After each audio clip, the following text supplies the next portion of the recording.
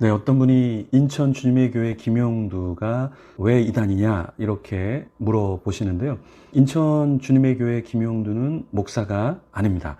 소속되었던 예장 대신 인천 노회에서 제명 처리되었죠. 제명 처리된 사람을 우리가 목사라고 부르는 것은 합당하지 않습니다. 김용두 이분은 코로나가 발생했을 때 코로나는 하나님의 심판이라고 했죠. 그런데 자신과 자신의 교회에 어떤 일이 발생했죠? 그리고 코로나 백신을 맞으면 어떻게 된다고 했나요? 한번 영상을 보도록 하겠습니다. 수많은 사람이 많이 죽어서 안타깝지만 하나님이 심판하시는 거예요 지금.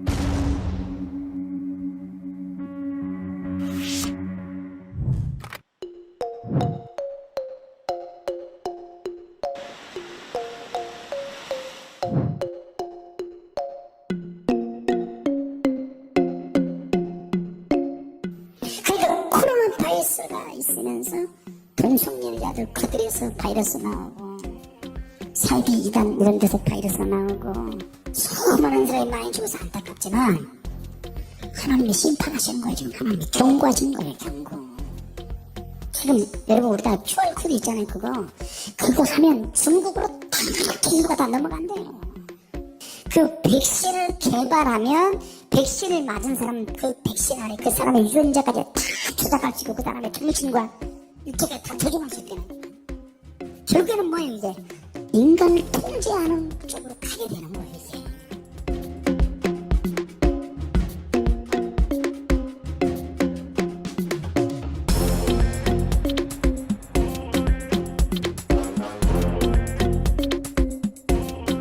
코로나 발생은 하나님의 심판이라고 했는데요. 게다가 백신을 맞으면 안 된다고 데이터가 다 중국에 넘어가고 조정을 받는다고 했는데요. 이게 얼마나 어리석은 이야기입니까? 네, 일반 상식적으로도 맞지 않는 이야기를 강단에서 했죠.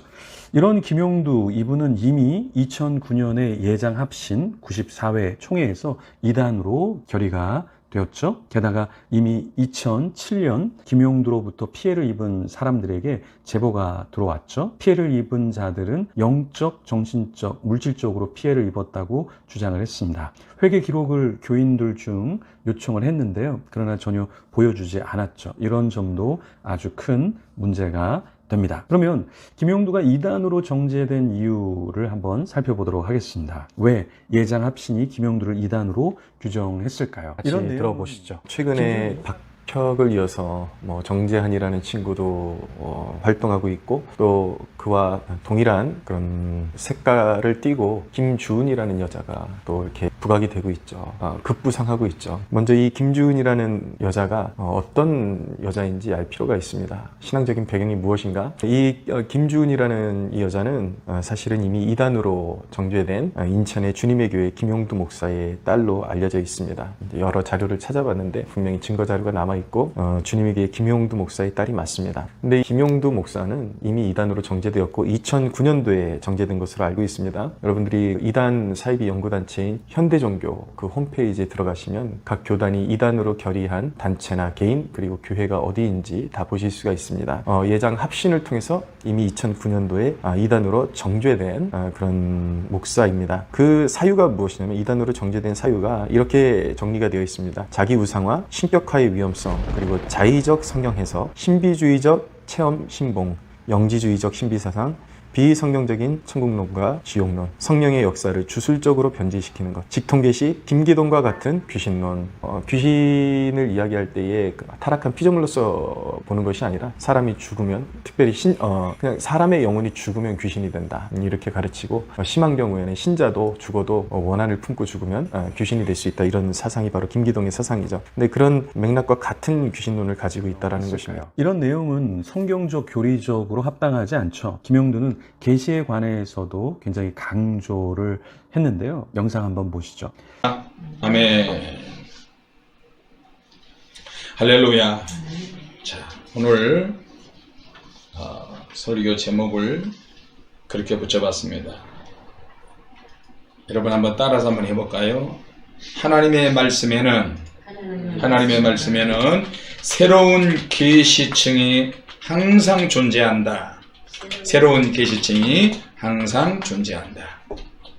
하나님의 말씀 안에는 주님의 말씀에는 항상 새로운 계시의 말씀이 있고 새로운 영적인 계시층이 있다라고 하는 사실이에요.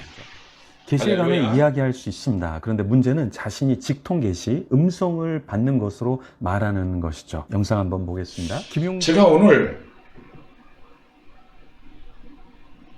비몽사몽간에 주님의 계시의 말씀을 들은 것 같아요. 이건 굉장히 중요한 이야기 때문에 여러분들이 거부감을 느낄 수가 있어요. 여러분에게 양해를 구하고 이 계시의 말씀을 같이 나누기를 원합니다. 한번 보겠습니다. 김용주가 저술한 내가 너에게 불세례를 주노라. 이 책도 비성경적인 영적 체험들을 기록하고 있죠. 그래서 미혹되지 않도록 주의할 필요가 있습니다. 이제는 이런 자의 딸이 귀신을 쫓는다며 활동하고 있는데요. 김용두의 딸 김주은은 아버지 교회에서 사역을 하고 안수까지 받았죠. 어떤 분이 댓글로 이 김주은도 여기에 교회에서 또 같은 노예에서 안수를 받았다 이렇게 제보를 해주셨는데요.